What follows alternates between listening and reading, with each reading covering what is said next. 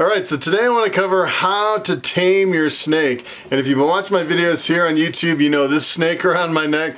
This is Bobby, my bamboo ball python. This is probably the tamest snake that you will ever see anywhere. This snake is super tame.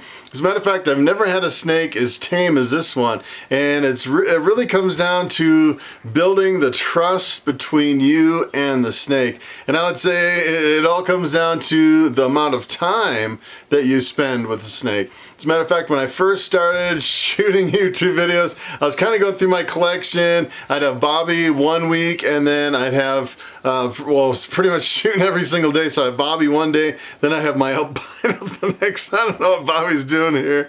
It's a crazy snake, and I trust the snake enough. So I know 100% that this snake is not going to bite me, and this snake knows that I'm not going to hurt this snake. So that is really where you want to be. You want to build that trust between you and the snake. And what I was doing when I first started out, every single day I'd have a different snake, and I'd have an albino one day, then I have Bobby the next, and it seemed like every time I put a new snake around my neck, the snake was kind of jumping and freaking out and trying to get away, and I never really had a ball python. Oh my goodness. Oh my goodness. Alright, so that was a first. Should I leave that in? I think I'll leave it in. That was kind of cute. That was the first time Bobby flipped my glasses off. That is kind of crazy. Alright, we'll leave that in. We won't edit it out.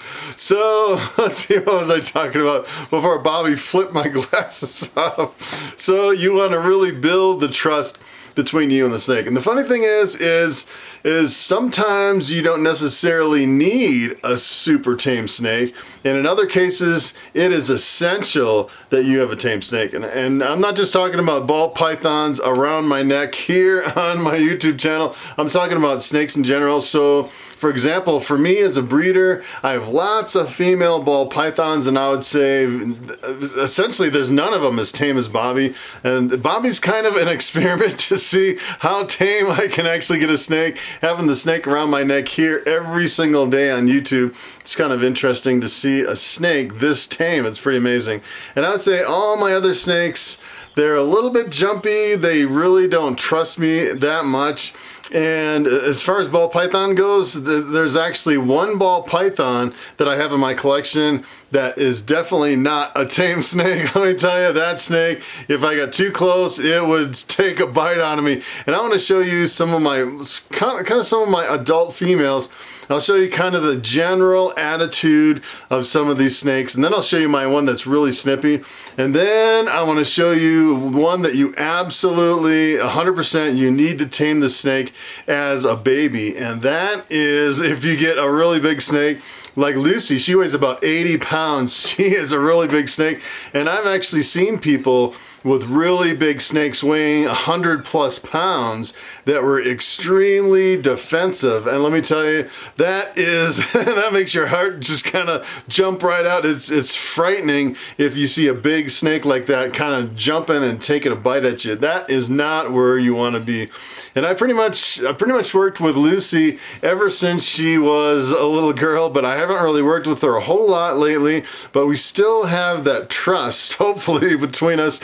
And I want to show you Lucy. As a matter of fact, I moved her from her enclosure over here to a boa tub, and she's pretty much spent the night in the boa tub, and I cleaned the cage, got it all ready. I'm ready to move her back into her enclosure. So that is probably the biggest thing. At least every couple weeks, maybe 2 or 3 weeks, you have to move those big snakes from one enclosure to kind of a temporary holding spot and then back in. And let me tell you, if you have an aggressive snake that's over 100 pounds, it's extremely difficult to handle those snakes. As a matter of fact, if you had a really difficult snake and something happened to me and someone actually had to come in to try to move that snake being that defensive, I would think they would have an extremely difficult time, no matter how experienced of a breeder you are, to actually move a big snake that has an attitude like that. So what I'm gonna do is I wanna show you some of my ball pythons, kind of the general attitude of some of my females. I'd say they're definitely not as friendly as Bobby. They will tolerate me. They usually won't bite at me. And then I'll show you my really snippy one, and then I'll show you Lucy. And another thing you really have to keep in mind when you're dealing with these snakes, say for example, even Bobby here, he goes into pretty much different modes especially when he's in his tub for a long time. So for example, if I had Bobby in this rack behind me and I opened up a tub and I dangled my fingers in the tub, he would probably bite me because he's used to being fed that way, and that's the way the rats go in. They kind of dangle in the tub just cracked open a little bit. So you really have to open the tub all the way, go around the back of the snake and snap them out of the feeding mode. That's pretty much the number one thing you have to do before you handle a snake. Any size snake, essentially, if you leave them alone for long enough, normally a snake will go into the feeding mode, and you got to snap them out of that feeding mode. Usually with my big reticulated pythons, I use my snake hook. Sometimes Lucy will even take a bite of the snake hook before I can actually snap her out of that feeding mode. It's pretty frightening when she gets whipped up in a feeding mode frenzy. So let's take a look at some of these big females. All right, so I have a big female pied up here. I guess we can start with her and just take a look at how tame she is. She's actually been a really picky eater, and I've figured out she actually eats live rats only, and she's been doing pretty good on the live rats. You can definitely tell, usually when I first opened the tub on these guys, well, this one she actually ate a couple rats. She's kind of sleeping in the back on the hot spot, which is kind of unusual. Usually late at night, like it is, kind of in the evening, they'll be ready. They'll be kind of perched up, ready to go. And you can tell she's had a couple rats. She's kind of digesting.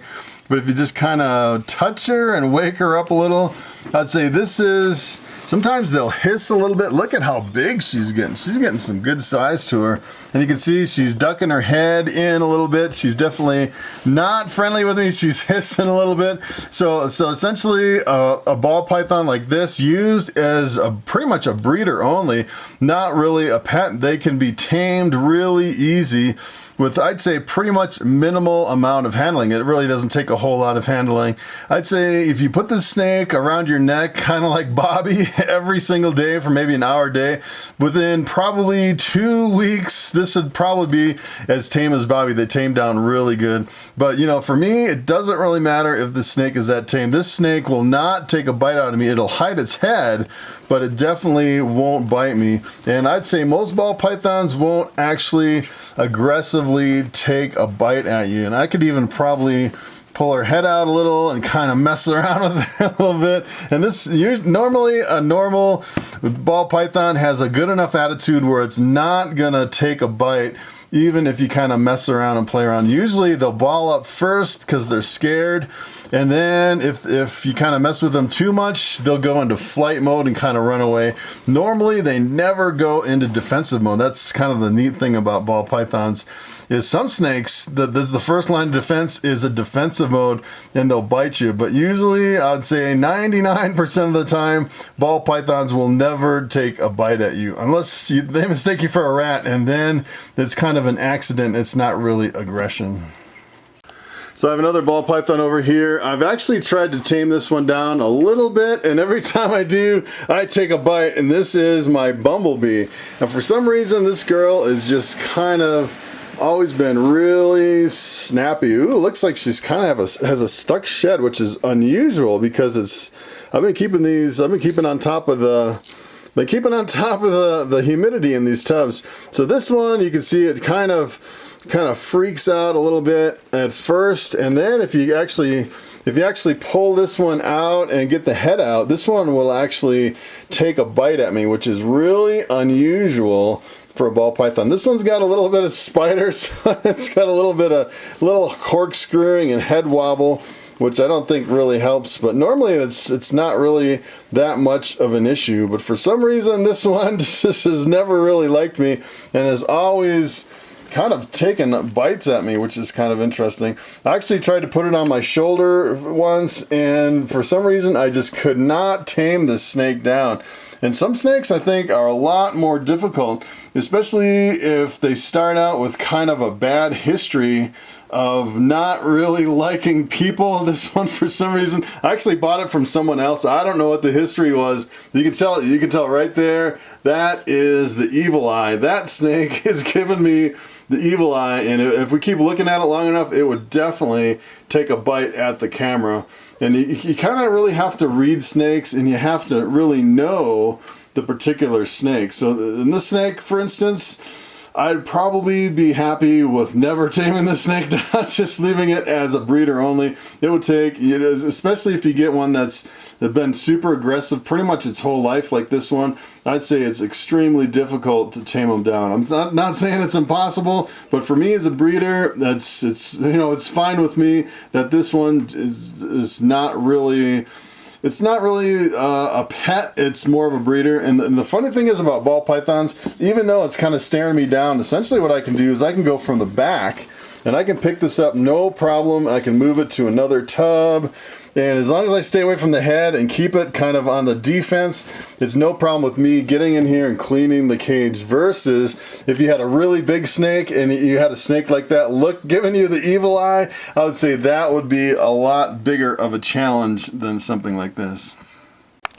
Alright, so I have two really big reticulated pythons on the bottom, and let me tell you, I've had some really close calls. I would highly recommend kind of doing these like venomous snakes. And for venomous snakes, usually you have a really big snake hook and you open it like this. So I've actually had Lucy jump out and try to bite me right in the chest. And let me tell you, that is a frightening experience when you get a big snake like this lunging up and biting it. And you can tell now kind of what mode she's in. Look at how big this snake is.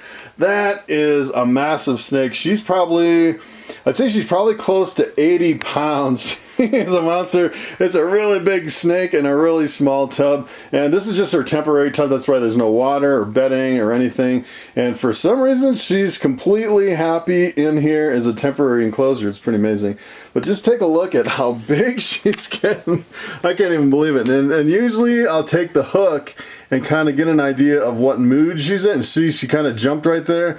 That was a little unexpected. She's kind of jumping because she didn't really expect me to actually come in and touch her. And I haven't worked with her that much, but it looks like she's in a pretty good mood. She's doing pretty good.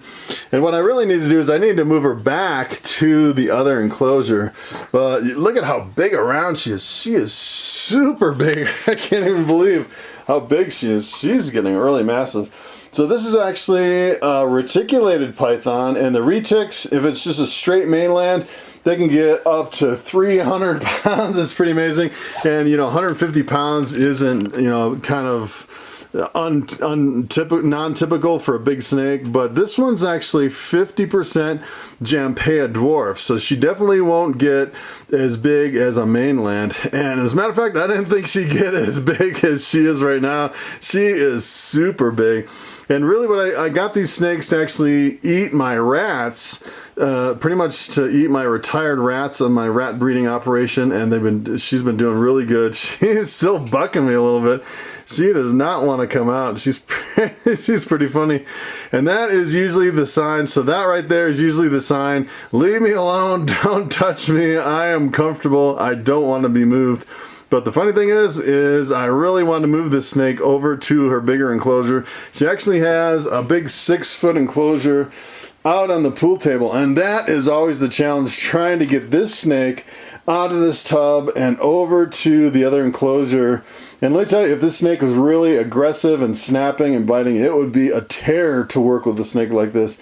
And as a matter of fact, Lucy, she has never ever even tried to bite me. Let's see if I can get a close-up of her head here. She's never actually taken a bite at me.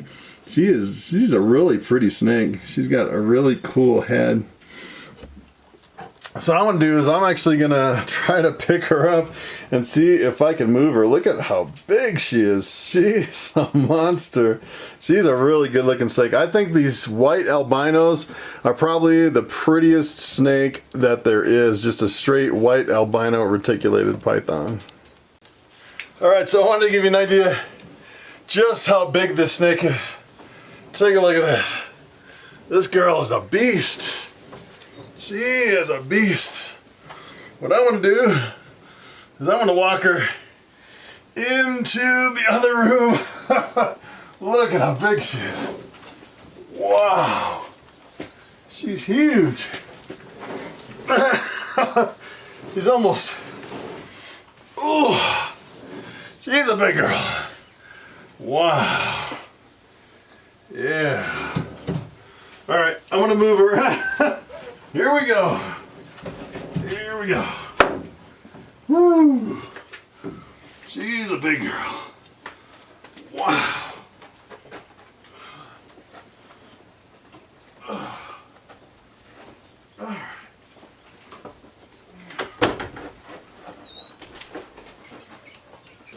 So here's the cage that Lucy lives in. This is a big 6-foot enclosure, and she's probably not quite as tame as she could be. I could really tame her down a lot more, but she's tame enough to where she doesn't take a bite at me. She's hissing a little bit, but you know, she's actually pretty good being handled.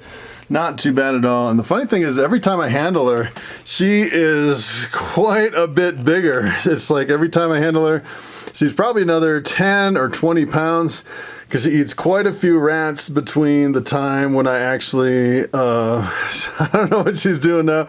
She's giving me that weird look, and she's like, the enclosure is open and I have my head out. What's going on? And the funny thing about this is I'm kind of sitting on a chair where these retics, they have an incredible reach if they lunge out. So you really have to always keep your eye on these retics. When she gets in a crazed feeding mode, she really lunges like crazy. But since she's been in the handling mode, I'd say, especially with her tongue kind of wagging like that, she's definitely still in the handling mode, which is nice. It's kind of funny. She actually likes to be partly in this hot and humid enclosure with her head kind of sticking out in the cold, dry air, which is kind of funny. So this is definitely a snake. You definitely, when they're small, you definitely want to handle them a lot and get them really tame. You definitely don't want a big girl like this to be aggressive. Let me tell you, if she was aggressive, it would be frightening having a big snake like this snapping and going crazy.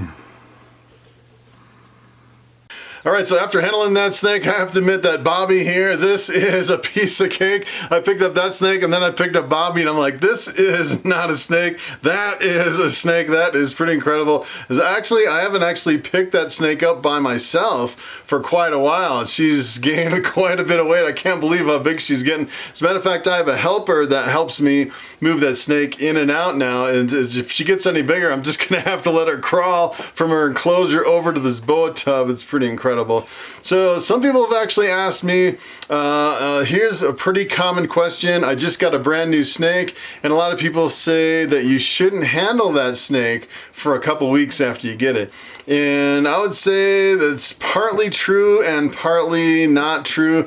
I would say if you're shipping in a snake and it goes through the trauma of shipping, you probably shouldn't handle that snake for a while. As a matter of fact, that is exactly what happened to that Bumblebee that I have that is really aggressive. Essentially what I did is it was really beat up in shipping, and then I took it and I put it on my mistake. I put it in a glass aquarium where it could actually see me. I wasn't actually handling the snake, but it could actually see me after the trauma of shipping, and I think that is why it associates the trauma of the shipping with me, and now it thinks that I'm actually going to hurt that snake, which is pretty unfortunate. But I would say if you're actually going to someone who breeds snakes and actually someone has hatched the snakes and gives it to you in person, I would say in that case you're probably okay actually handling that snake because it hasn't really been through the trauma of shipping. As a matter of fact, when they gave me that baby clown and it was really aggressive, I knew that it really hadn't been through any kind of a trauma or anything, and right away, the same day that I got it, I actually handled it for, I think it was like 2 hours the first day, and it turned from a really snappy snake into one of the best mannered snakes there is. All right, so it is time for the question of the day. And John Thompson asks, if you have a male the size of Bobby here, can you breed it with smaller females? And from what I've heard, you actually can breed a bigger male with smaller females, no problem at all. I haven't actually tried it. And one thing you have to watch out for is if your males get too big to where they're big and obese, sometimes they can lose their enthusiasm to breed the females. And I've actually heard that in order to fix, to get them in the mood, you can actually take sheds from other snakes, put them in there in the same enclosure with that male and the female, and sometimes that'll get that male in the mood to breed your females. So that's pretty much it. Thanks for watching, and I will see you next time.